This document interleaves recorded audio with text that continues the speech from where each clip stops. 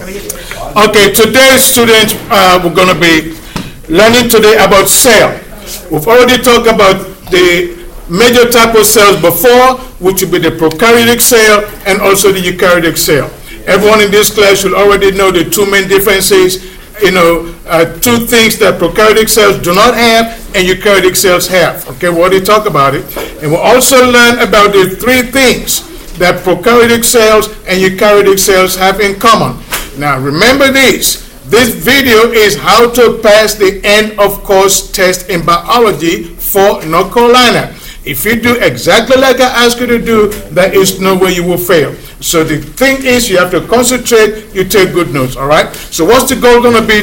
What's the goal for today going to be? Well, the goal is already on the board. The goal is today is to be able to understand the relationship. So there's going to be a relationship. Anytime you say talk relationship, you talk about two things. So the goal is you're going to learn about the relationship between structure and function. So that's what the goal is going to be. The goal is you're going to learn about the relationship between structure and function. All right? So that's what it's going to be. Okay? So now let's look on the board, which you should have already written.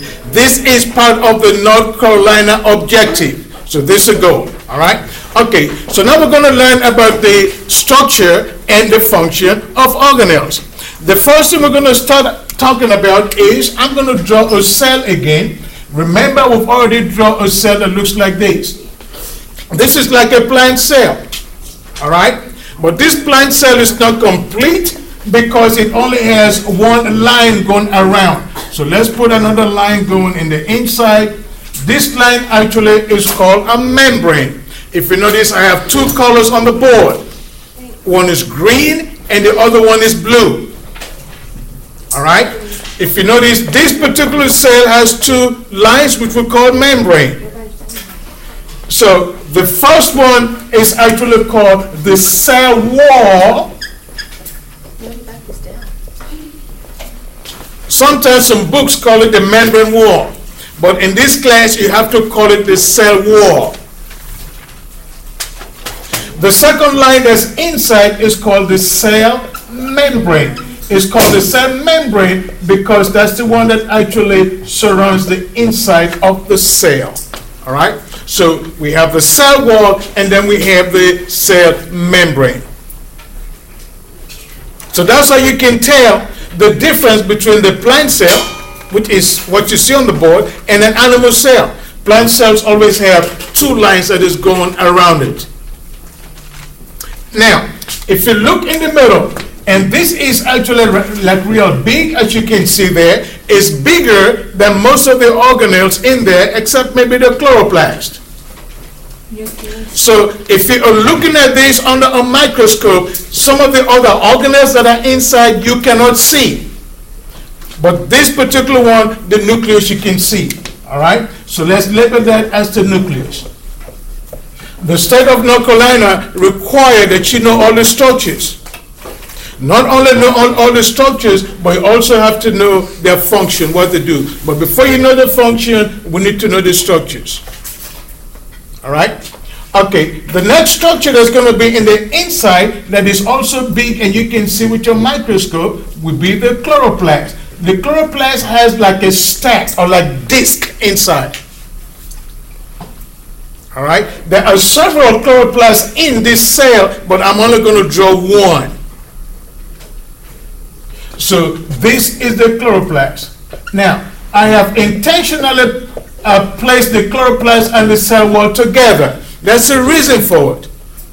Because cell wall and chloroplast, you can only find it in plant cells and not in animal cells. All right? So if they ask you what the difference is between an animal cell and a plant cell, is that plant cells have a cell wall and they have also a chloroplast. But these are not the only structures inside. Also inside, you have what looks like beads that are off from a chain.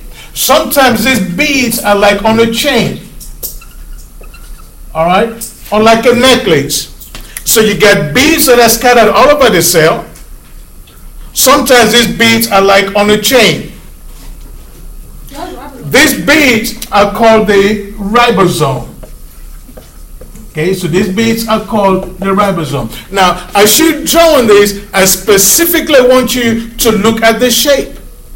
Notice that everything I've drawn inside so far don't have the same shape. They are different. And the reason why they all have different shape, because they do different things. This would be the same thing like your car. The inside of your car has different shapes. Your steering wheel is round for a reason. Your tire is round for a reason.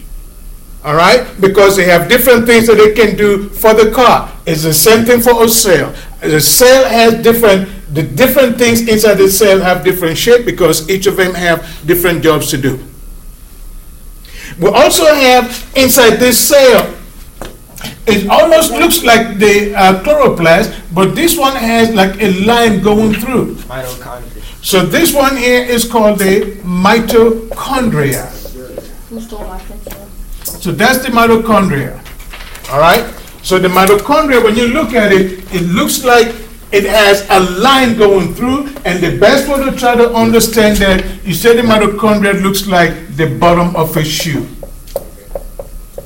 So that's the mitochondria. All right? There are actually 7 parts the state said that you must know. Now remember, you have to pass the EOC, North Carolina EOC, for you to graduate on time. So if you follow these notes I'm giving you, the way I'm explaining it, you should be able to understand it and be able to pass the EOC. So let's look and see if we have the 7 structures the state wants you to understand. First, we have the cell wall, that's number 1. We have the chloroplast, that's number 2. We have the cell membrane, 3. Nucleus, 4. Ribosome, 5. And then mitochondria, 6. So there is one more structure the state wants you to know. Now, there are 7 the state wants you to know, but there are a whole lot more inside the cell. So the state is kind enough to say that you only need to know 7 instead of a whole lot. So it makes it a little bit easy for you. The next one that you have to study is like a big oblong shape, and this is called the vacuum. Okay? So this is the vacuum. Now, there are 2 things again that you need to understand from this diagram. Number 1, look at the shapes. And look at what's inside the shape. They're all different. They're not the same shape. And the way they are made in the inside is different. Because I know some of you say, oh, well, look at the mitochondria. Mitochondria and chloroplast have the same shape. You're right, but the inside is not the same. It's different. Why? Because they do different jobs. Okay? All right. So what are the 2 important things you need to know from this? Number 1, the cell wall and the chloroplast. So if the state give you a test and have a diagram and they ask you, how is this plant cell different from animal cell? Just look and see if the plant cell have chloroplast and cell wall. If it doesn't have it, if the cell does not have cell wall or chloroplast, then you know it's an animal cell. Okay, so that's the comparison the state is going to be asking you, how to compare plant cell to animal cell. All right, so that's one way you can tell. The other way you can tell is these have 2 lines. So all plant cells always have 2 lines, not 1 line, always 2 lines. So everyone should be able to get this. Question correct if it's on the EOC test, and I will frequently ask you these 2 on my own test, so this way you get to understand.